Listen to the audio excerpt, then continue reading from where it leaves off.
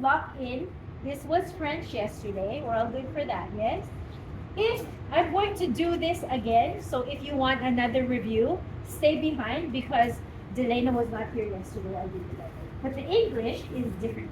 So both of them rectangle. This one, the precise measurements. This one just sort of. And I'm going to roll it out to the same width as this. Remember how we're trying to create even layers. So don't make this any bigger and don't make it small. Remember that trick I showed you of if you want to keep it square, the corners square, then wherever there's a curve, you go perpendicular to it. And if you roll it out that way, it kind of will corner off. Okay, that's that strategy for that because it is important that you keep it as precise as you can. It just makes it easier for you later.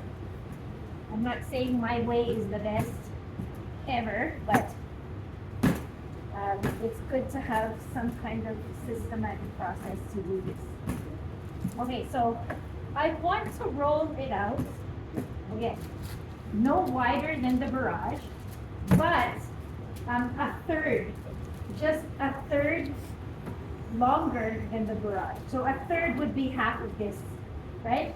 If this is a hole, and I need this to be a third longer, then it's about half of the barrage. Make sense?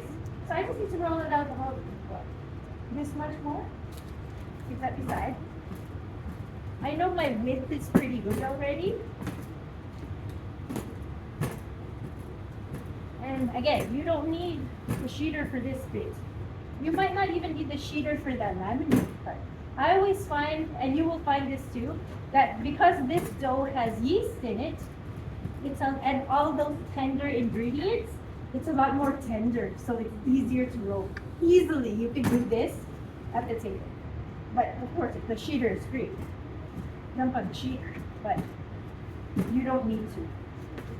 Okay, so notice how I'm trying to keep it rectangle. I'm like peeling it off the table and like rotating it. It'll make it easier. I'm trying to keep it even thickness. So now I'll see where I'm at. I think that's pretty good, right? I'll go a little bit longer. I feel this part's a little flat, so I'll squash it down a little bit more. Okay, so I think that's good. Measure again, right? If I fold that over, that's about half of this. Do I see that? Okay, so now I'm good. Again, butter needs to be kind of bendy, not brittle, cold, right? Kind of bendy. If it's kind of cold, for me, because I run more, I'll try to warm it up with my hands. Or I'll pull it out sooner, so it's a little bit bendy. Because again, I don't want the butter to be all brittle. Open.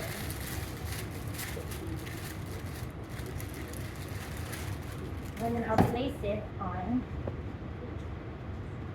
one end of it, doesn't matter what end.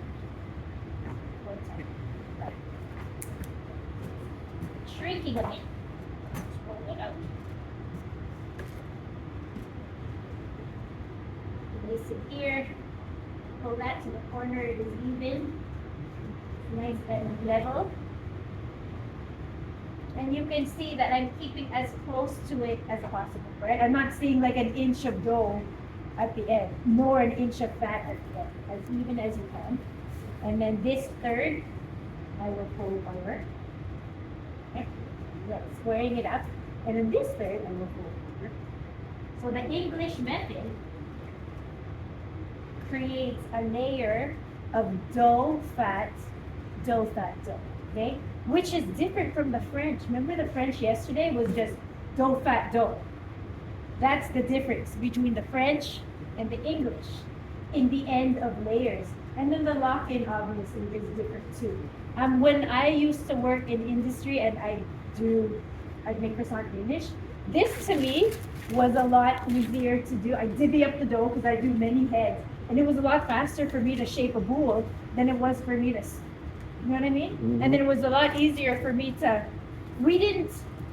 the recipe was so that I just had a block of butter and I cut it into 4 pieces and I just laid it. So I didn't really have to do this. But for you guys, the recipe is so much smaller. That was a lot easier for me to do French method. But you decide I could have swapped it out, right? I could have done Danish this one. But I did want you to see both ways. And then you decide on the last week, do I want to do French or do I want to do English? Doesn't matter. This is just the lock-in, right? Now we laminate. So I'm going to go over to the sheeter, show you the lamination of this. And the lamination for Danish and croissant, exactly the same. One book, 45-minute rest, one letter. You've seen the letter already. You've practiced the letter. So I'll just show you the book real quick. After that, I'll get Delena to come back and I'll show you the lock-in French method and anybody else that would like to